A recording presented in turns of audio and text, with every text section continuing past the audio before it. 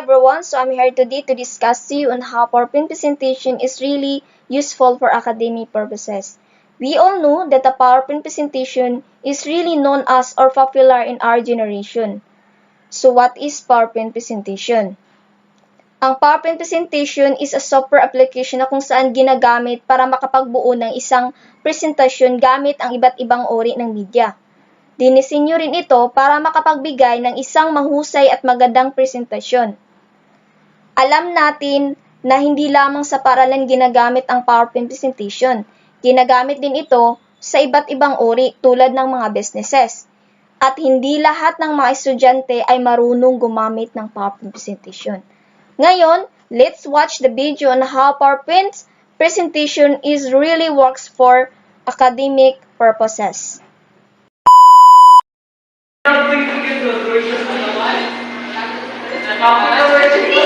Ano yung ato gamito na maghimo kita ng report para masalit? We thought of using visual, bro.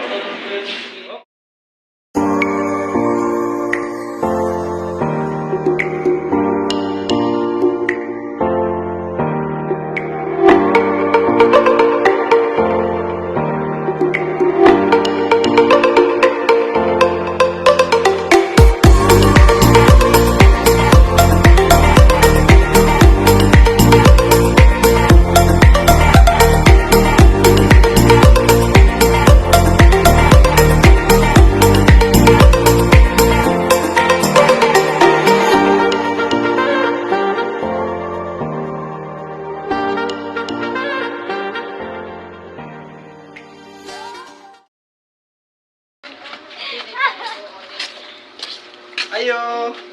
Ay, bro. Pasok, bro.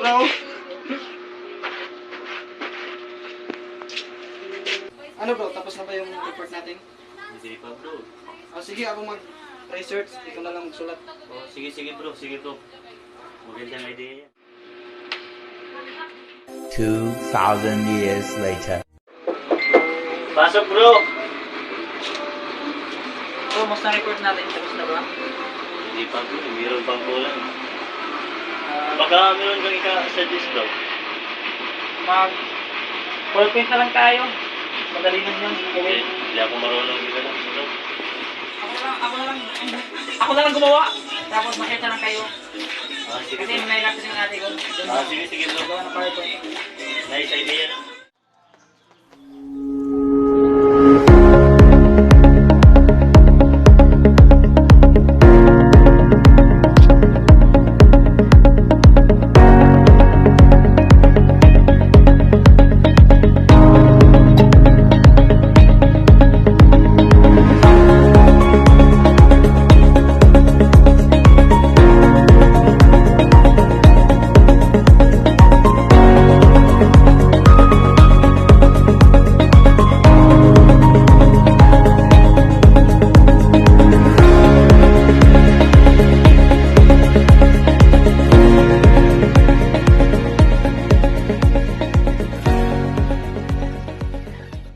As you can see sa video, nakita natin kung gaano kabilis gamitin ang PowerPoint presentation kaysa Visual Aid.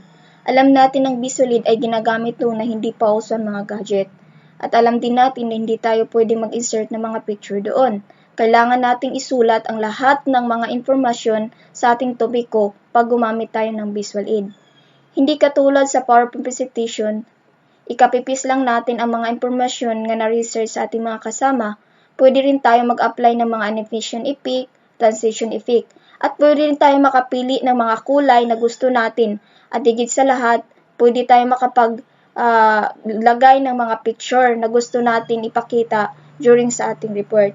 At higit sa lahat, pwede tayong pumili ng mga style na gusto natin sa ating PowerPoint presentation.